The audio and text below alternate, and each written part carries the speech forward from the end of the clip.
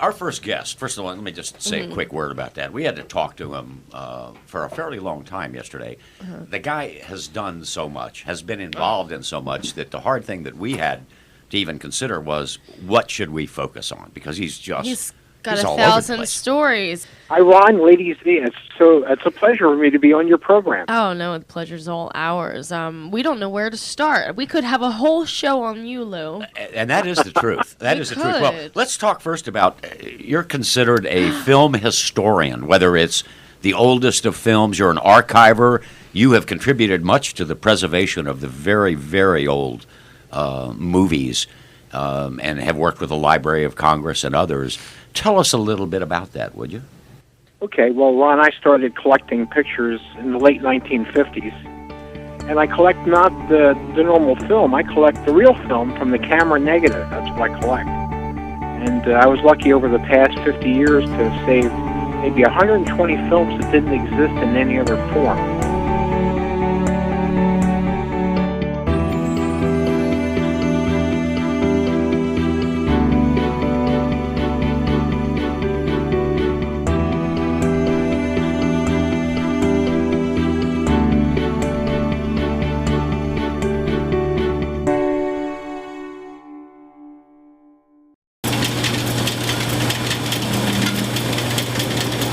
My beginnings in the motion pictures actually go back to the 1950s. My dad was a home movie enthusiast. He loved to take home movies and put us all in it. One of the reasons why I like motion pictures so much is because as a child in the theater, it was the magic of having that light coming over your head, putting the shadows on the screen. It was magic, and I've loved it for over 50 years.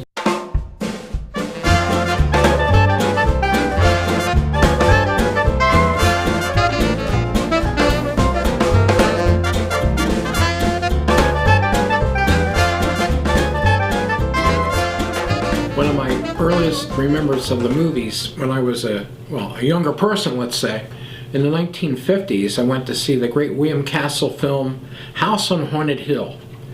And during the performance, there was a skeleton that came out of the screen down into the audience when Vincent Price is working a marionette device. And I was hooked. I saw every William Castle film that came out. 13 Ghosts, House on Haunted Hill, you name it, I saw it. And I loved it so much I knew, even as a teenager, this is what I wanted to do with my life. Be the man behind the curtain. I always had a fascination for the 19th century and the beginnings of the motion picture business, and I spent my whole life trying to collect those pieces that you don't see normally from the turn of the century, the last century that is. And managed to collect quite a few, and I'm at the Museum of the Moving Image in Astoria, New York, where I have a third floor technology display. And also Smithsonian Institute, which I have a couple of pianos that are on display. I've always mixed music and movies together, and when I'm not in the theater somewhere, I'm usually on the radio doing a musical program. There's a lot of stuff in the collection. My mother was always upset because I didn't collect thimbles. I collected pieces that weighed 700 and 800 pounds. But to make a short story longer, the funny part is that I collected the motion pictures as well as the equipment over the years, and was able to find many lost films that don't survive in any other way. And when the American Film Institute started about 1967, I was one of the first donors. And for the first 10-15 years, I donated over 65 titles for preservation. Then recently, Library of Congress, within the last year, I donated another 65 titles for preservation, and now I got about 130 or so at the Library of Congress that they built a wing that they say that holds the Lou DiCrescenzo collection. It looks like a little oak box, but really what it is Edison's first projecting kinetoscope from 1894.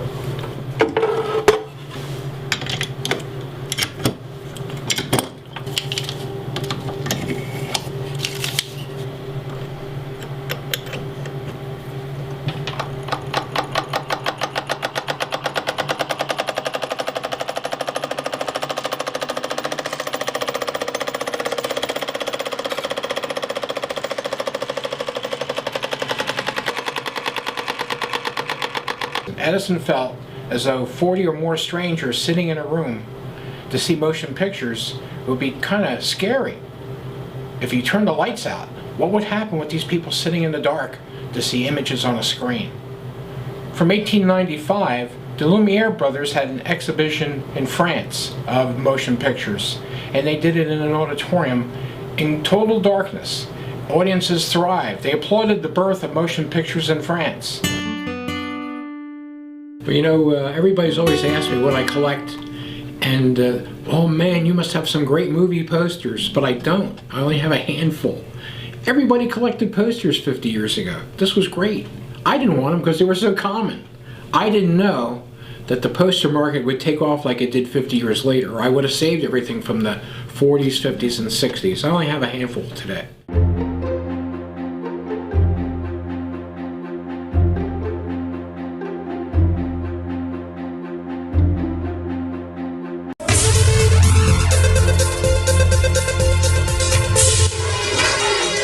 West Side Story, one of the most lauded movie musicals ever made. The film, with its integration of song, dance and narrative, ushered the movie musical into the modern age. It opens the latest film festival in London, which provides a platform for international dance films. Well, what's nice is you have this wonderful artistry on film of dancing, all different types of dance. And you have the music that goes with it that made it popular for the very first time. But it's important that we save our cinematic past as well as it is that we save what we're doing today.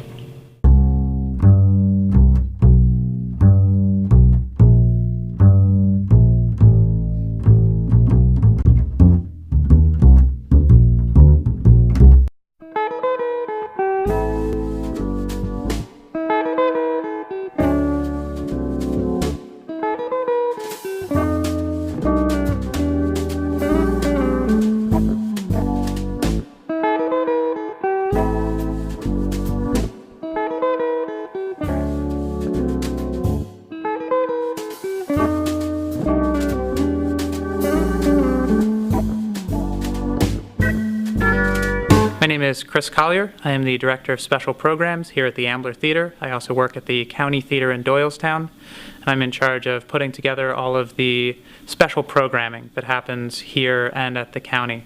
So bringing in classic films for our Hollywood Summer Nights series and working with local filmmakers and bringing archival films and classic rep back for our Cinematheque series. The Ambler Theater has been a backbone of Ambler's community since it opened in 1928. And it's gone through a number of different permutations since then. It was originally a Warner Brothers house and then became a Christian cinema before that closed, and then we took over as a nonprofit in 2003. We currently have 3 auditoriums carving up the theater, which was originally 1,100 seats, and we now show a variety of independent and foreign films along with repertoire and classics as well. I started out here at the theater as a manager, and my first experience with Lou was one of those nights I was just working and he showed up for a special program of cartoon shorts. And I'm trying to remember the details, but I just remember Lou pulling up in his car and having all of the films in the back all put together and just, okay, bring them in, throw them on. And I mean, the program was already made up and I really had no idea what was going on. And I was threading out the projector and getting everything together, and Lou just came up beside me and started talking about, well, you'll never see blacks like this because this is silver nitrate and the blacks are real black, and it's, it'll cut through and you'll never see anything like it. And I really did not know a whole lot about film and film stock and all that. I learned a lot that first night just in talking with Lou, and I learned a whole lot more the next day when I went in to my director. I was just like, I saw this, great program last night. Lou did a great job and told me all about the nitrate prints, and instantly my director pulled back and said, he's running nitrate? I don't think we really want to be doing that here. And Lou's like, it's fine. It hasn't caught fire yet. It won't in a while. Just I keep it in the back of my car.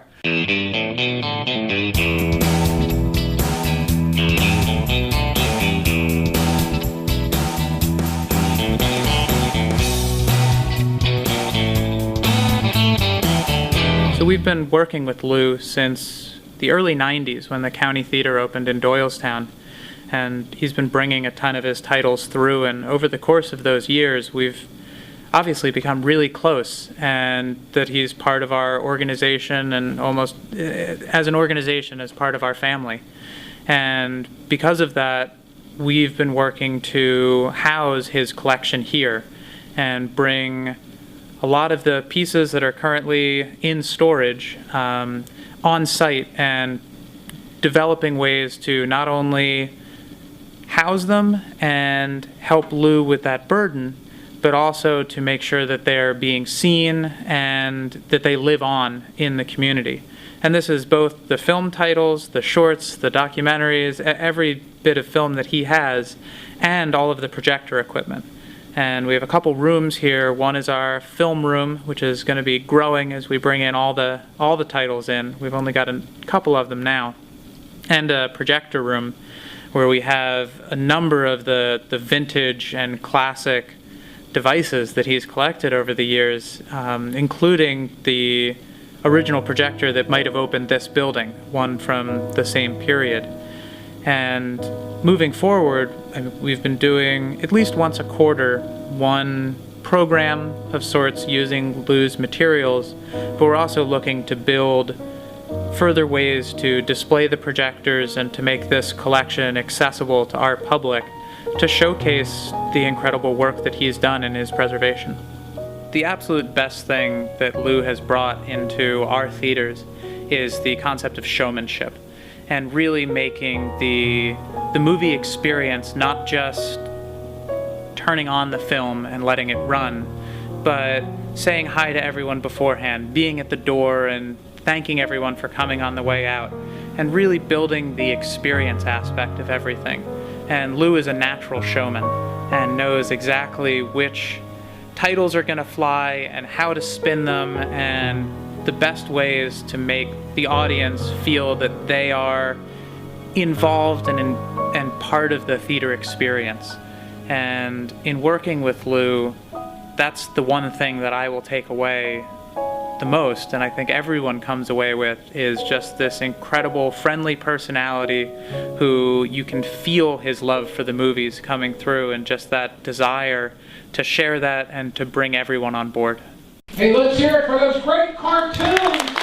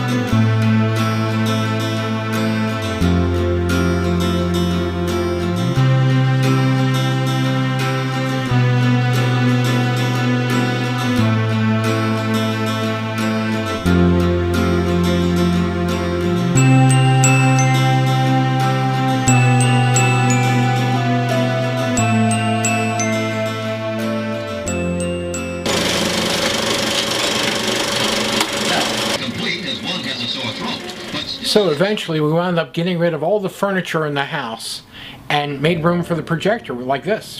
My son was born in 1977. So we picked a Star Wars film case, we opened it up, took the reels out, and his little body fit perfectly in a 3-reel can. And I said, look, Nicholas DiCrescenzo, born in a film shipping case.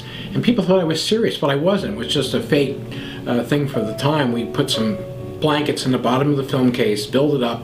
The kid sat on the top. He looked great, like a little baby. And it's like he came that way, in the can. Show business, we love it. Back when I was a kid, my dad would bring home, or we'd watch films in the kitchen or in the living room, and he would show them to my friends.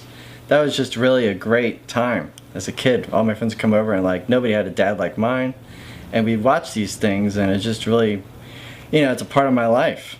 You think he grew up like any other kid.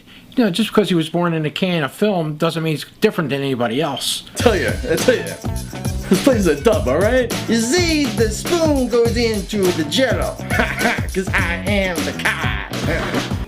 And he started to emulate those characters, so much so that we couldn't tell reality from, you know, the movies. Hey Bobby, get down from there. What are you doing? Ah, Jesus. Oh, hey, Nate, you gonna do it or not? Come on. You're out of order. This court is out of order. This man is slime. My God, what are you doing? You pontificate me. You know nothing about McLuhan's work. It's a miracle you got in the show this anyway. My God, you got a blood suck of horse manure. You know, you got me in a vendetta sort of mood. I wonder if Christopher Walken was a projectionist, what he would be like. I swear to God, I have no film. I don't know where it goes. The reel falls out of my hand. I swear to God.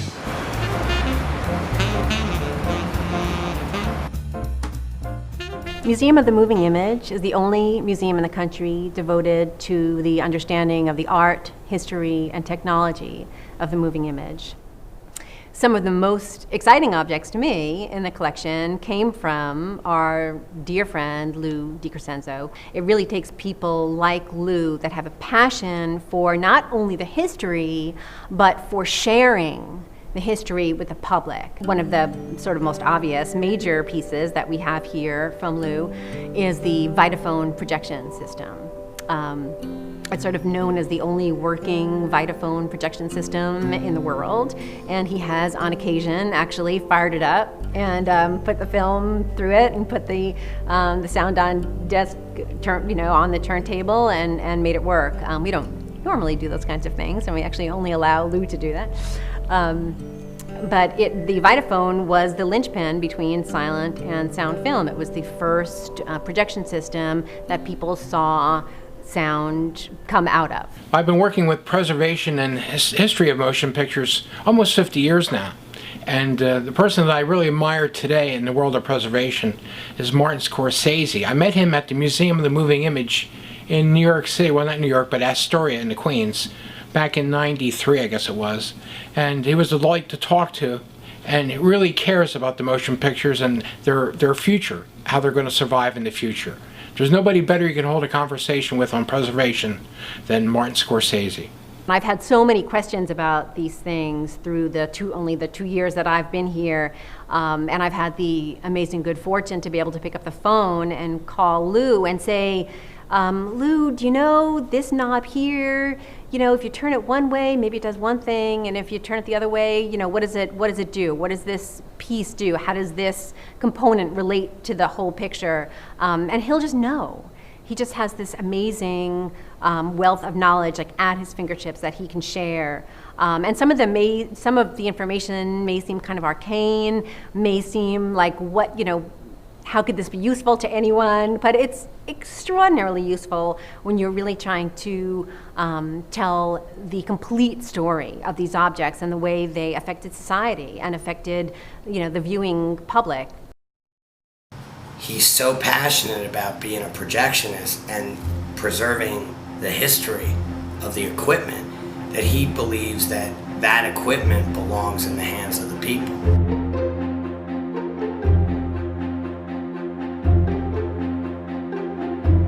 What kind of man would do this? And I realized, a man with passion. I think if you're watching this film and you're meeting Lou DiCrescenzo for the first time, what you're learning about is one man and his passion, but you're also learning about how important it is to keep our hands on the history of filmmaking and to know where it comes from and to understand that it's really only through these objects that we're going to ground our understanding of filmmaking. and that it just doesn't magically come, through a screen, and it appears, in front of us, and it's all around us nowadays, and it's sort of unproblematized. We don't think about it. It's everywhere. But there are men and women who toil endlessly to create these objects, to preserve them so that we can experience the magic of film, of TV, of digital media in all its forms. And it's people like Lou who are the storytellers. And we need to know them, and we need to appreciate the work that they've done so that we can appreciate the objects that they preserved for many years to come.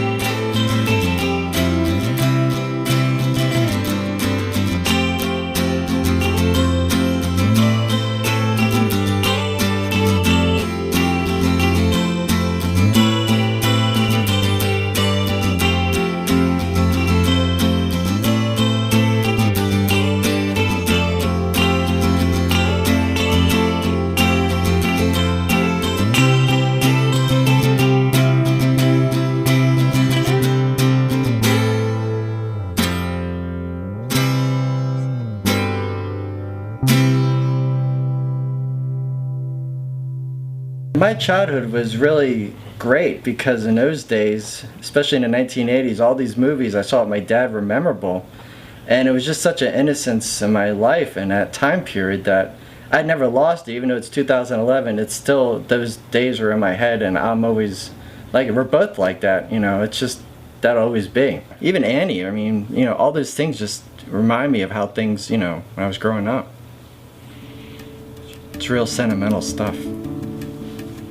Yeah. I feel the bond and that I'm really connected to him, and that I really feel the real son and father, relationship. I really love my dad.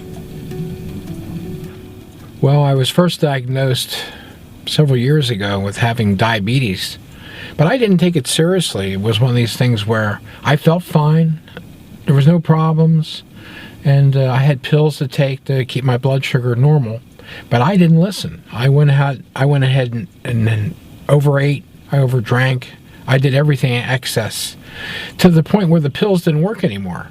But still, I wouldn't go back to the doctor.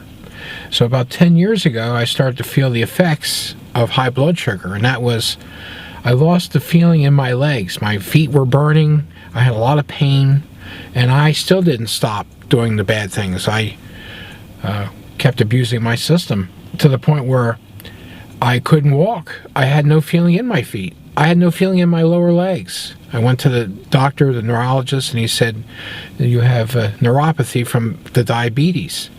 And then I learned that, oh boy, I did do something wrong, and I tried to do what was right. But apparently, as they tell you, you can ask your family doctor, the damage is already done. So when you finally get the effects of it, it's too late to reverse it. Trouble with my vision, I had trouble with my hands, numbness in my hands, and eventually I had my gallbladder had to be removed. I had a lot of things happen within the course of just a couple of years, and I'm trying to do what's right now. And the only thing I can have in excess that doesn't hurt me is a steady diet of motion pictures. There you go. That's great for me. But I have to take insulin 3 or 4 times a day, and it's not easy to go places, and before you eat you have to measure how much insulin you're going to take. But if I don't do it, I'm gone. That's it. There's no more Lou DiCrescenzo. So how do you play that? This is the biggest performance of my life, just staying alive another day.